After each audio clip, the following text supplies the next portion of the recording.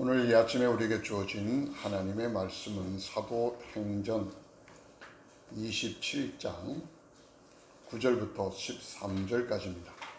다시 한번 말씀을 드릴게요. 사도행전 27장 9절부터 13절까지 말씀을 저와 여러분이 한 절씩 같이 한번 함께 읽겠습니다. 다 같이 읽습니다. 시작. 많은 시일이 흘러서 금식 기간이 이미 지났으므로 벌써 항해하기에 그래서 바울은 그들에게 이렇게 충고하였다. 여러분, 내가 보기에 지금 항해를 하다가는 재난을 당할 것 같은데 짐과 배의 손실만이 아니라 우리의 생명까지도 이럴지도 모릅니다. 그러나 백부장은 바울의 말보다는 선장과 선주의 말을 더 믿었다. 그리고 그 항구 겨울을 나기에 적합하지 못한 곳이므로 거의 모두는 거기에서 출항하여 할 수 있으면 베닉스로 가서 거울을 뜻을 정하였다. 베닉스는 크레타 섬의 항구로 서남쪽과 서북쪽을 바라보는 곳이다. 때마침 남풍이 순하게 불어오므로 그들은 뜻을 이룬 것이나 다름없다고 생각하고 닷을 올리고서 크레타 해안에 바짝 붙어서 항해하였다. 아멘. 자, 이 시간에 한 주간 잘 지내셨습니까? 여러분 얼굴 보니 반갑습니다.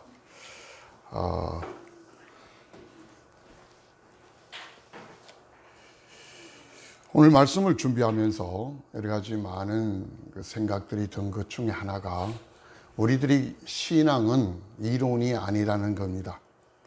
우리가 성경을 통해서 읽고 배웠던 하나님의 말씀은 관념적인 생각이 아니고 또 이론적인 어떤 그런 교리가 아니라 우리의 삶을 살아가는 실제라는 사실입니다. 근데 이것을 우리가 놓친다면은 신앙생활 따로 그리고 실제 생활이 따로 되어집니다. 우선 그 사진을 한번 보십시오. 사진을 보시면은 제일 먼저 나오는 사진을 보시면은 지도가 하나 나옵니다. 이 지도는 지중해를 이렇게 보여주는데 오늘 말씀의 본문을 지도로 표시하는 겁니다. 여러분 좀 확대되어 잘 보이는지 모르겠지만 가이사라에서 시돈에서 무라에서 배를 갈아타서 니도까지 갔다가 니도에서 살모네, 크레타 섬이죠. 살모네에서 우리 지난주까지 라세아성 옆에 있는 미양 아름다운 항구에 도착했습니다. 이 항구에서 오늘 성경은 베닉스라고 베닉스 항으로 가려고 하는 그 모델입니다. 이런 그걸 조금 다음 사진에 보시면은 그것만 조금 크레타 섬을 좀 더 중심을 해놨습니다. 미양 보이시죠? 그 미양 페어헤븐스라고 되어 있는 이 미양 아름다운 항구에서 베닉스까지 65km입니다. 65km를 제가 좀 지도를 이렇게 측정을 해봤더만 그 남쪽으로 창녕 밑에 우포늪 그 정도가 한 65km 정도. 영천은 한 5, 6km 정도 되더라고요. 영천보다 조금 더 올라가는 그런 거리가 여기 베닉스라는 곳입니다. 여기에 가려고 지금 배를 탔다가 다음 주는 굉장히 어려움을 만납니다. 유라굴라라는 태풍을 만나서 그들의 삶이 경각에 따르는 어려움을 겪는데 그 전 단계입니다. 우리는 미리 알고 보니까 훨씬 더 쉬운 겁니다. 저는 오늘 제목을 있는 말씀 그대로 항해하기가 위태로운 때라고 말씀을 정했습니다. 이 말의 의미는 우리가 살면서 위태로울 때가 많잖아요. 어려울 때가 많잖아요. 그럴 때 우리는 어떤 삶의 결정을 내려야 되는가? 실제로 우리가 힘들고 어려울 때, 위기를 만났을 때, 또는 큰일을 앞두고 우리는 어떤 결정과 선택을 해야 되는가? 그것에 대한 지혜를 이 말씀은 우리에게 주고 있지 않는가? 그렇게 저는 생각을 했습니다. 세계에서 가장 급한 민족, 대개 성질이 급한 민족이 많이 있겠지만 뭐 이탈리아도 좀 그렇다고 그러네요. 근데 한국만한 민족은 없을 것 같아요. 물론 제가 다 모든 민족을 다 찾아본 건 아니지만 외국인들이 한국에 와서 제일 먼저 배우는 단어가 뭔지 아십니까? 예, 맞습니다. 빨리빨리입니다. 욕보다도 그걸 먼저 배운다고 합니다. 어느 나라든지 욕을 제일 빨리 배운다는데 한국에 오면은 외국인들이 빨리빨리를 제일 많이 배운답니다.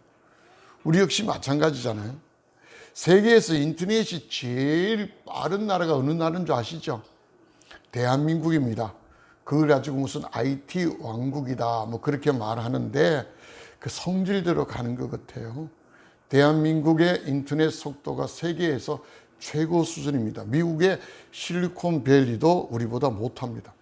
그렇다면은 제가 얼마 전에 그런 그 자료를 찾아봤는데 한국에서도 제일 빠른 지역이 어딘 줄 아십니까? 저는 그 대덕 연구단지쯤 되는 줄 알았습니다. 왜냐하면 첨단 그 어떤 산업 과학 단지가 그곳이거든요. 심지어 우리나라의 지도에도 대덕 연구단지는 안 나와 있습니다. 제가 대학원 때 그곳에 가서 아르바이트를 했기 때문에 들어가면 신분증 검사 다 하고요. 거기는 지도상도 안 나와 있습니다. 그래서 저는 아주 되게 빠른 줄 알았는데 아닙니다. 제일 빠른 데가 대구입니다. IT, 특히 인터넷 속도가 제일 빠른 곳이 대구라는데 대구 사람들이 무지 빨리빨리 움직이는구나. 그런데 보세요. 대구 사람들이 주 종목이 패션이라 그랬습니다. 섬유, 패션. 빨리빨리 움직여야 되잖아요. 그런데 우리들이 기질은요. 보수 기질입니다. 잘 안 움직여요. 그리고 대구 사람들은 되게 언밸런스한 삶을 삽니다. 사고라든지 패턴은 되게 빨리빨리 움직이는데 우리 몸에 배어있는 어떤 전통적인 것들은 바꾸려고 하지 않는, 그래서 물하고 기름 같은 그런 모습들이 어쩌면 우리 지역에 있는 사람들이 아닐까 그런 생각을 해봅니다. 요즘은 코로나19도 빨리빨리 영향을 받아서 속도가 10배나 이상 빠른 델타 변이 바이러스가 유행입니다. 영국은요, 거의 인구가 뭐 40% 이상을 맞아서 마스크를 벗고 그들은 일광욕도 즐기고 그랬답니다. 그런데 하루에 확진자가 1000명 미만이었는데 요즘 며칠 연속으로 10,000명이 넘었습니다. 영국발 변이 바이러스를 알파라 그랬습니다. 그런데 인도발 변이 바이러스를 델타라 그럽니다. 이 델타가 지금 영국을 침공해서 하루에 확진자가 10,000명이 넘는 날이 지금 연속으로 며칠 되게 옵니다. 그래서 또 비상이 걸렸습니다. 심지어 WHO 세계보건기구에서는 델타 바이러스가 앞으로 지배 종이 될 것이다 이렇게 발표까지 했습니다. 현재 맞고 있는 백신이 무력화될 수도 있다 뭐 여러 가지 이야기도 나옵니다. 되게 빠릅니다. 최소 10배, 최대 40배까지 전파 감염 속도가 빠르다. 상당히 빠른 시대에 삽니다. 요즘 스피드 시대라 그랬는데 이 바이러스도 스피드 시대인 것 같습니다. 지금 5G를 넘어서 더 다른 것들을 지금 연구하는 시대입니다. 안에 내용은 제대로 5G가 이 빠르기가 실현도 안 된데도 불구하고 지금 그걸 넘어서 다른 것 쪽으로 또 가려고 하는 속도가 장난이 아닙니다. 그런 시대에 사는 우리가 무조건적으로 나아가야만 할까? 그 자리에 멈춰서 한번 생각해 보라는 것이 오늘 하나님의 말씀입니다. 자, 읽었던 성경의 말씀을 개요를 한번 말씀을 드릴게요. 자, 아름다운 항구에 도착을 했습니다. 그곳에서 시간이 많이 흘렀는데 마침 이스라엘 백성들의 절기에 금식기일까지도 거기 겹쳐서 거기에 금식일도 다 마쳤습니다. 그리고 이제 겨울이 다가오는데 겨울이 다가왔을 때 그 겨울을 나기에는 이 아름다운 항구라는 곳이 좀 작습니다. 심지어 지금 이 배에 탄 인원 전체가 약 120명이 좀 넘는 그런 인원수에 아름다운 항구는 작은 곳이고 풍경과 경치는 무지 아름다운 곳인데도 불구하고 숙박시설이 그렇게 마땅치 않고 또 먹거리도 그렇게 풍족하지 않다. 그렇게 학자들은 이야기합니다. 그래서 그들은 이곳이 아닌 좀 더 괜찮은 65km 정도 떨어진 페닉스 그쪽으로 갔으면 좋겠다. 왜? 거기는 좀 더 크고 자기들이 충분히 숙박을 하고 먹을 수 있는, 겨울을 따뜻하게 날 수 있는 곳이다. 그렇게 판단이 되어진 것 같습니다. 그런 와중에서 사도 바울은 기도하는 사람이고 하나님과 함께하는 사람입니다. 근데 그가 볼 때는 아니다. 그래서 오늘 성경에 보면은 9절에 이어서 충고를 줍니다. 10절에 그렇게 이야기합니다. 자신이 보기에는 지금은 항해를 하다가는 재난을 당할 것이다. 심지어 우리가 가지고 있는 짐을 잃어버리고 또 우리가 타는 배를 손실하는 것을 넘어서 우리의 생명까지도 잃을지도 모른다. 이렇게 충고를 합니다. 그런데 그 당시에 약 120명의 이 무리를 좌지우지할 수 있는 최고 리더가 누구냐면 백부장이었습니다. 율리오라는 백부장이 판단을 내리는데 오늘 성경 이어서 계속 봅니다. 그런데 바울의 충고와 다르게 선장과 선주는 다르게 이야기합니다. 이 정도는 가도 괜찮습니다. 우리가 오늘 이쪽으로 왕래했었습니다. 뭐 이렇게 이야기를 했겠죠. 그 배를 타고 늘 왕래를 했기 때문에. 그 다음에 이어서 성경 12절에는 보면 지금 이 항구는 겨울을 나기에 적합하지가 않다라는 것이 모두의 의견이었고 거의 모두가 할 수만 있다면 떠났으면 좋겠다. 그것이 다수결이었습니다. 그리고 심지어 오늘 13절에 보니까 순풍까지 붑니다. 남쪽에서 불어오는 바람이 쑥 불어서 아름다운 항구에서 페닉스로 가는 아주 좋은 바람이 불어왔다. 그래서 이들은 서둘러 출항을 결심하고 출항하기 시작합니다. 근데 결론은 어때요?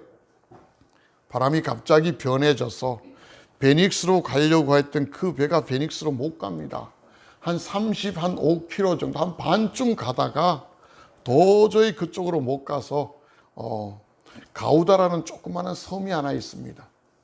그 섬을 바람막이 삼아서 피해서 방향을 서쪽으로 돌립니다. 서북 쪽으로 올라가야 되는데 더 이상 못하고 서남 쪽으로 가기 시작합니다. 그리고는 태풍을 만나서 그들은 굉장히 어려움을 겪고 짐이고 배고 다 잃어버리고 저 몰타 섬에 나중에 상륙하게 되죠. 다음 주에 우리가 그걸 또 살펴볼 것인데 여기에서 이 본문이 오늘 우리에게 무엇을 말하고 있을까요? 많은 사람들은 어떤 일을 판단을 하고 결정을 하고 선택을 할 때 전문가의 도움을 받습니다. 그래서 보면은 TV나 방송에 보면은 어떤 일이 생기면 꼭 전문가가 등장해서 해설을 합니다. 이건 이렇고 저거는 저렇습니다.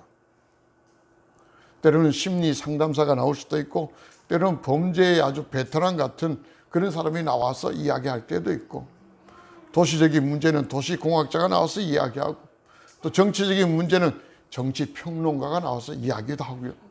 뭐 여러 가지 그런 것들이 우리에게 도움이 되는 것은 사실입니다. 오늘 선장과 선주의 이야기도 분명히 참조가 되고 도움이 될 겁니다. 그리고 현대 사회에 빠질 수 없는 이 다수결의 원칙. 늘 다수가 옳다, 다수가 정당하고 다수가 맞다라는 것.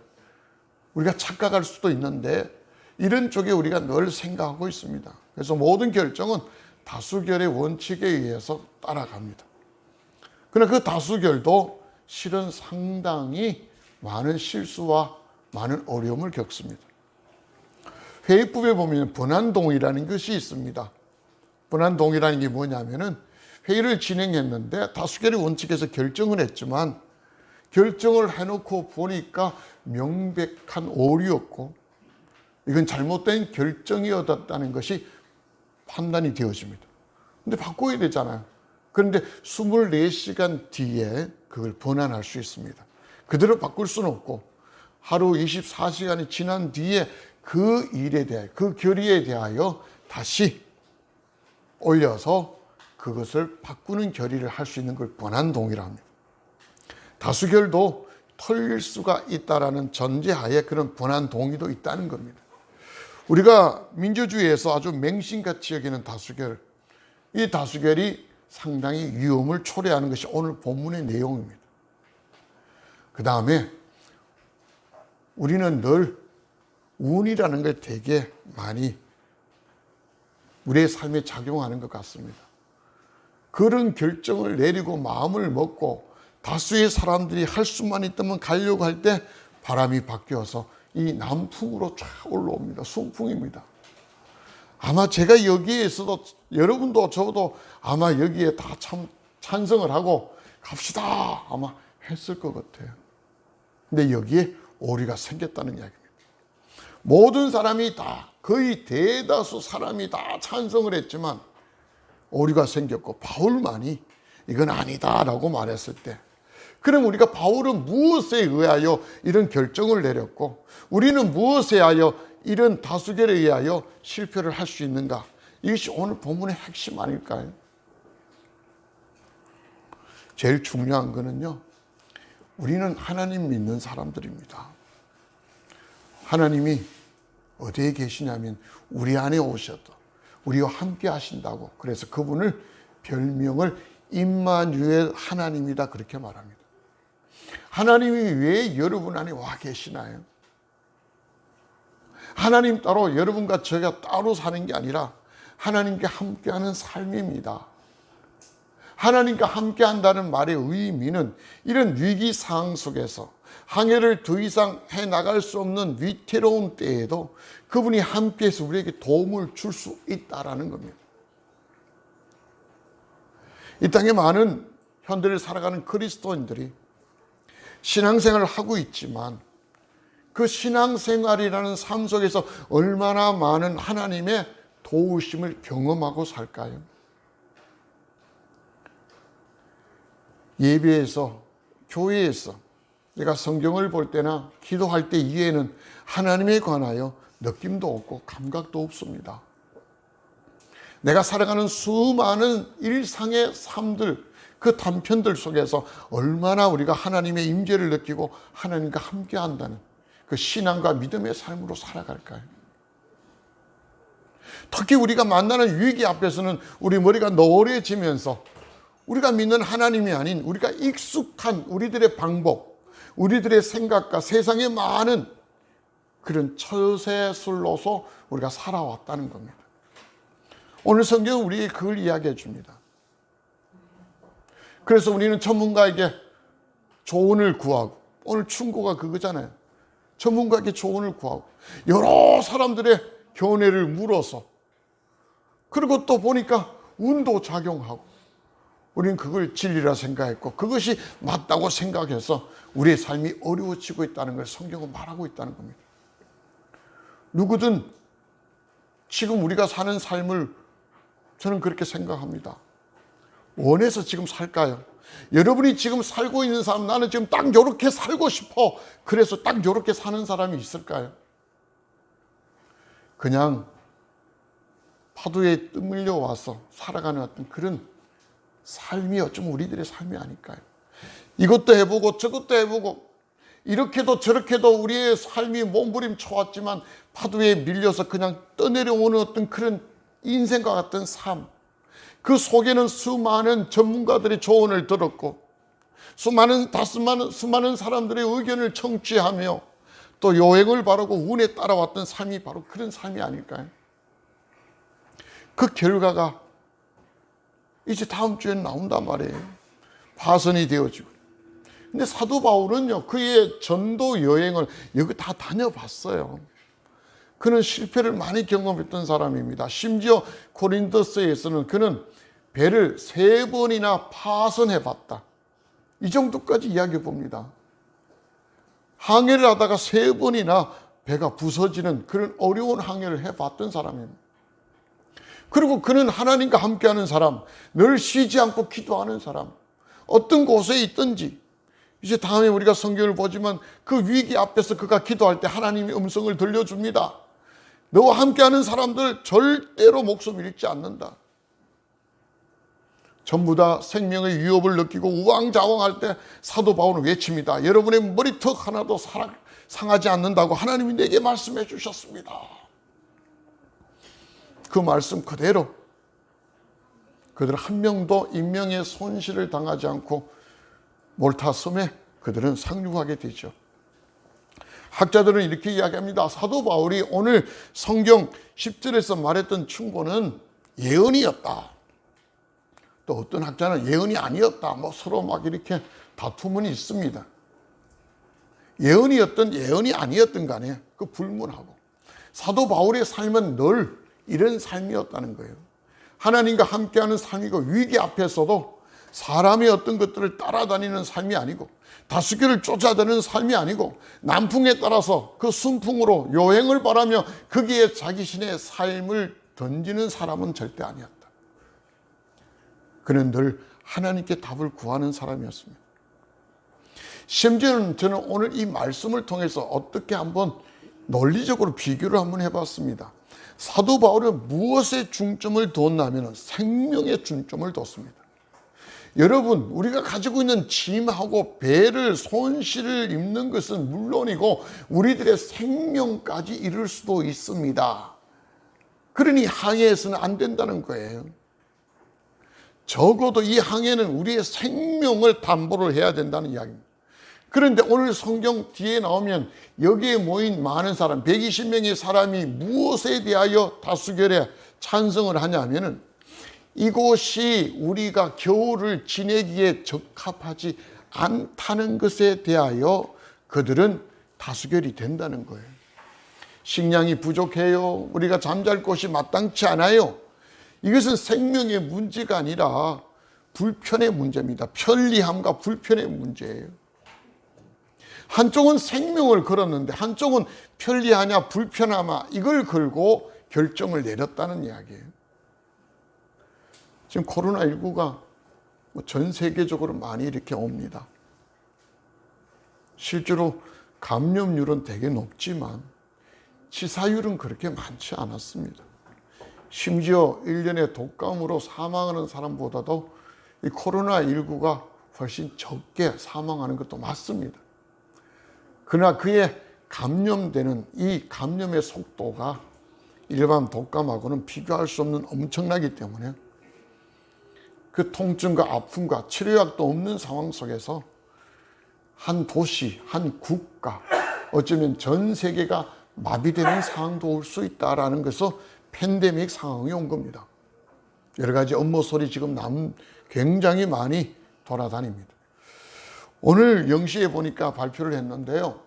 대한민국도 지금 1,500만 명이 코로나 백신 1차 접종을 끝냈습니다. 우리나라 인구의 29.2%의 1차 접종 확률로 이렇게 했다고 합니다. 거의 30% 가깝게 접종을 한 것 같아요. 아직 2차 접종까지는 끝내지 않았지만. 그러나 그 부작용이 되게 심합니다. 우리가 잘 알잖아요. 이 백신에 대하여는 임상 실험이 계속 되어져야 됩니다. 심지어는 실험실 실험, 동물 실험, 그 다음에 사람을 갖고 하는 실험, 이 3상까지 다 통과되어지고 부작용에 대하여 정확하게 밝혀져야만이 인체에 의학적으로 이렇게 주사를 놓을 수가 있다라는 것이 의학적인 일반적인 원칙입니다. 그러나 팬데믹 상황 속에서 각국이 또 WHO가 이런 시간을 기다릴 여유가 없어서 그냥 대충 실험실과 동물 실험 정도만 하고 다 허가를 해줬습니다. 지금 아무리 좋은 백신도 3상까지 다 필요한 그런 백신은 없습니다. 그래서 그 부작용이 아직 발견되지 아니하고 또 그로 인하여 많이 사망률도 좀 있다고 합니다. 그런 과정에서 업무설이 굉장히 많이 돕니다. 이 백신에 아주 머리카락에 몇 억분의 1만한 그 나노의 입자에서 그 안에 무슨 캡슐을 넣어서 우리 몸을 지배하는 주사 안에 마이크로 컨트롤, MC 지배하는 그런 독극물을 주사하고 캡슐을 우리한테 튜브를 넣는다. 그리고 어떤 사람은 이야기합니다. 5년 내에 백신 맞은 사람은 다 죽게 될 것이다. 좀 끔찍합니다. 저도 제 개인적으로는 좀 안 맞고 싶었는데 저희 어머님이 목사님이 그러시면 안 됩니다. 그래서 어쩔 수 없이 저는 맞았습니다. 2008년에 노벨 의학상을 받았던 프랑스의 유명한 의학 관리자인 릭 몽타니에라는 사람이 인터뷰를 했습니다. 지금 백신을 접종하는 것이 어떻습니까? 라고 묻자 낙관적인 것과 비관적인 이야기를 합니다. 근데 비관적인 이야기는 뭐냐면 제가 말씀드린 그런 거였고, 심지어 어떤 사람의 몸에 코로나19의 균이 조금이라도 있는 사람이 맞으면은 치명적일 수가 있다라고 말합니다. 건강한 사람은 괜찮은데 코로나19 바이러스가 몸에 활성화되지는 않았지만 그 몸의 일부를 가지고 있는 사람들은 불난데 기름 붓는 그런 역할을 한다. 아주 치명적일 수가 있다. 그런 이야기를 합니다. 저도 깜짝 놀랐습니다. 그렇구나. 낙관적인 것은 우리가 마음적으로 굉장히 안도를 놓을 수가 있다. 뭐 그런 정도 이야기입니다. 근데 이 릭의 이야기를 가지고 많이 오염을 해서 뭐 2년 내에 백신 맞은 사람은 다 죽는다. 뭐 그런 이야기까지 지금 하고, 또 MS의 그 창시자인 빌 게이츠는 뭐 5년 내에 인구를 뭐 10억 명으로 감소한다는데 그것이 이 주사다. 뭐 그런 이야기까지 하면서 되게 음모론을 이야기합니다. 이때 여러분은 어떻게 결정할 것입니까? 전문가들의 견해가 다 달라요. 이런 견해 저런 견해가 막 있습니다. 어느 말을 믿을 거예요? 좋은 면도 있고 나쁜 면도 다 있습니다. 저는 오늘날 크리스찬들이 이런 데서 어려움을 겪는다고 생각합니다. 왜? 사람들은 각기 자기 소견대로 행하니까요. 과학자라도 똑같은 이야기 아닙니다. 과거에 어떤 과학자가 채식만이 제일 좋다. 그래서 우리 한국에 아주 신드롬을 일으켰습니다. 채식주의라더라. 물론 그는 과거에 그런 종교, 그런 이단 종교를 믿었습니다. 그 종교를 통해서 채식이 좋다고 막 했다가 지금은 거기에서 나와서 더 이상 채식만은 또 강조하지 않습니다. 또 어떤 의학자는요, 육식이 좋다고 외칩니다. 고기를 먹어야 된다고 외칩니다. 거기에 끼어있는 우리 모든 국민은 샌드위치가 되어서 어떻게 해야 돼요? 여기에 저와 여러분의 자신을 알아야 됩니다. 어느 길을 갈는지 모르고 우왕좌왕할 때 우리의 신앙이라는 거, 우리의 믿음이라는 건 아무 색깔도 없는 거예요. 믿어야 무슨 소용이 있어요? 이 속에서 우왕좌왕하는데요. 그래서 여러분과 제가 말씀을 보고 하나님 말씀을 듣고 그 말씀과 함께 계시는 성령님이 우리 안에서 우리를 인도하시는 것에 대하여 우리가 안테나를 세우고 촉각을 곤두세우지 않는다면은 세상의 시류, 흐름, 유행, 전문가들의 이런저런 의견에 따라서 성경이 말한 대로요, 세상의 조류에 우왕좌왕하게 된다는 거예요. 성경 그러지 말라고 합니다. 그러지 말라면 어떻게 할까요? 저는 늘 하나님 말씀을 강조합니다. 매일 하나님의 말씀이 여러분과 함께 한다면 그 말씀이 하나님이십니다. 성경은 분명히 이야기합니다. 태초에 말씀이 계셨는데 그 말씀이 하나님이시라고 분명히 말합니다. 하나님 말씀을 여러분 읽고 묵상하고 그 말씀을 붙들고 있는 한 하나님이 여러분과 함께하고 있습니다. 그리고 성경은 우리들에게 특권을 줬습니다. 이전에는 너희들이 구하지 않았지만 이제는 구하여라. 그러면 응답을 받을 것이고 너희들이 기쁨이 넘치게 될 것이다. 성경은 기도에 관한 이야기를 계속합니다. 심지어는요, 쉬지 말고 기도하라. 무시로 기도하라. 무시가 뭐예요? 시간에 구애 없이 기도하라는 이야기입니다. 쉬지 말고 기도하라. 계속해서 우리에게 기도에 대하여 이야기하고 말씀에 대하여 강조합니다. 말씀과 기도가 떠난 믿음의 사람들은 늘 세상에서 우왕좌왕하는 거예요. 내가 가지고 있는 가장 강력한 무기인 말씀과 기도를 놓고 별 볼 일 없는, 늘 실패하고 늘 운에 따르고 늘 남 탓만 하는 그런 세상의 어떤 무기들을 들고 우리가 신앙길을 살아간다는 것, 믿음으로 살아간다는 것, 이게 참 어처구니가 없는 거예요. 그래서 성경은 우리 보고 뭐라 그럽니까? 옛것은 지나갔다 그럽니다. 새 것이 되었으니까 이제는 변화를 받아서 하나님의 선하신 뜻을 분별해 나가라. 로마서 12장에는 그렇게 이야기합니다. 우리로 하여금. 제가 여기 목사입니다. 그러나 목사가 선포되어지는 말씀이 다 하나님 말씀 아니에요. 여러분 그거 아세요? 시중에 나오는 방송에 타는 수많은 목사들의 비리와 엉터리 같은 사람들의 그 설교도 주일날 다 했습니다. 저 우리 침례교회에서 엄청난 많은 무리를 일으켜서 지금 윤리위원회가 진행되고 있습니다만은 그분들도 메시지를 다 했어요. 하나님 말씀이라고요. 이단이라고 말하는 수많은 사람도 하나님 말씀이라고 굉장히 다 선포합니다. 그걸 무적대로 따라해요. 서울에 있는 만민성결교회 여러분 아시잖아요. 지금 감옥에 있습니다. 그 이재록이라는 목사. 나이가 70이 넘었지만 어처구니 없는 짓거리를 많이 합니다. 자기 손바닥 그림을 새겼던 손수건만 놓고 기도해도 병자가 치유되어진다. 저는 플라시보 효과가 있을지 모르지만 치유의 능력은 없습니다. 물론 성경에 사도 바울이 자기 앞치마를 벗어서 기도했더니까 나았다는 기록은 있습니다. 그러나 그 사람이 사도 바울은 아닙니다. 사기치는 거예요. 그런데 성도들이 그 교회에 모이는 성도가 7만 명이었는데 MBC에서 그 엉터리라고 선포를 했는데 MBC에서 자기 위에 천사가 지금 믿고 하나님 와 계신다 이런 설교를 하는데 그걸 MBC에서 방송을 했어요. 그런데 그 교회 성도가 13만 명으로 늘어났대요. 지금 그것이 우리가 가지고 있는 모습들이에요. 분별이 안 됩니다. 분별을 못 합니다. 왜요? 말씀과 기도를 놓고 어떻게 분별합니까? 치수를 재려면 여러분이 자를 가지고 있어야 되잖아요.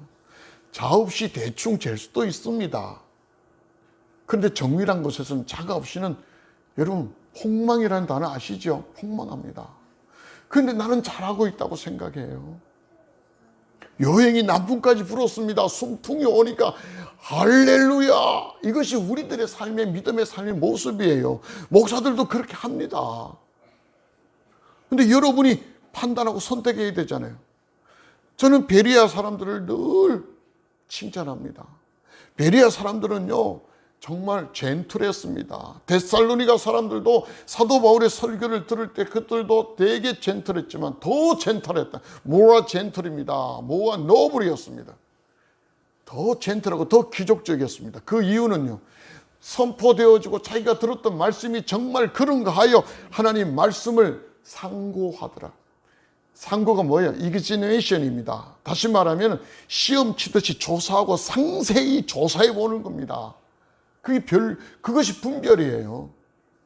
저는 여러분이 그랬으면 좋겠어요. 제가 설교를 하는데 그 말씀이 맞는가? 여러분이 설교 말씀들 본문을 갖고 여러분이 가서 정말 상고했으면 좋겠습니다. 하나하나 뜯어보면서. 그러지 않고 그냥 말씀을 흘러가 버리는 소리가 되어진다면 아무 소용도 없는 겁니다. 여러분 우리 인생의 위기가 한두 번이 아니잖아요. 결정하고 선택해야 될 일이 어쩌다 한 번 결코 아닙니다. 수도 없이 많습니다. 그때 여러분은 어떤 도구를 사용하십니까? 옆집에서도 했고 우리가 아는 사람이 했고 그게 우리들이 살아가는 삶의 방식입니다. TV에서 하는 거 듣고 저렇게 듣고 요즘 유행이 이런 거고 저런 거고 그게 우리의 삶의 방식이라면 더 이상 믿음의 삶이라고 할 수는 없는 겁니다. 그렇게 살면서 나는 믿음의 삶이라고요? 나는 그리스도인이라고요? 속은 아니잖아요. 이제 바꾸십시다. 무엇으로요? 사도 바울이 가지고 있는 삶의 모습으로 바꾸어야 돼요. 운이 따라도 그건 아니다면 내려놔. 운에 여러분 삶을 맡기지 마십시오. 수많은 사람이 그렇다 하더라도 거기에 여러분의 삶을 맡기지 마십시오. 여러분이 직접 콜방에 들어가서 무릎 꿇고 하나님께 물어보십시오. 아니면 여러분과 함께하는 사람들에게 기도 부탁을 하시고, 부족하지만 저하도 상담을 하면서 함께 나가십시다. 그것이 사도 바울이 오늘 결정을 내렸던 그런 근거가 아닐까요? 함께 하신 하나님을 여러분이 물어야 됩니다. 말씀으로 물어야 되고 기도로 물어야 되고, 그런 물음이 없으면 여러분 그냥 멈춰도 괜찮습니다. 위기 때 나가는 것만이, 극복하고 무조건 돌파하는 것만이 최선 아닙니다. 오늘 사도 바울 같이 불편할 수도 있습니다. 먹거리가 좀 적고 숙박시설도 모자라서 겨울에 달달 떨 수도 있습니다. 그러나 항해하는 것보다는 여기 머무는 것이 낫다는 겁니다. 코로나19 여러분이 즐기고 해야 될 거 많이 있습니다. 그러나 그것보다 생명에 관계된 것은 멈춰야 됩니다. 지금도 유흥시설에 가서는 어쩌고 저쩌고 밤새워 놀고 그렇게 합니다. 그러나 정말 그게 필요할까요? 사랑하는 성도 여러분, 우리의 삶 속에서 정말 필요한 것들을 찾아낼 수 있는 그런 눈, 분별력, 하나님 말씀과 또 하나님 앞에 무릎을 꿇고 기도함으로써 저와 여러분의 삶이 어떤 위기에서든지 돌파력을 만들어내고 결론적으로 주님의 인도를 받는 멋진 신앙과 믿음의 삶이 다 되시기를 주님의 이름으로 축복합니다. 기도하겠습니다. 살아계신 하나님, 오늘 귀한 말씀을 통해서 준비케 하시고 또 전하게 하셨습니다. 우리 앞에 많은 삶이 있지만 그 삶의 여비 속에서 수많은 일들을 우리가 경험하는 걸 하나님 아시잖아요.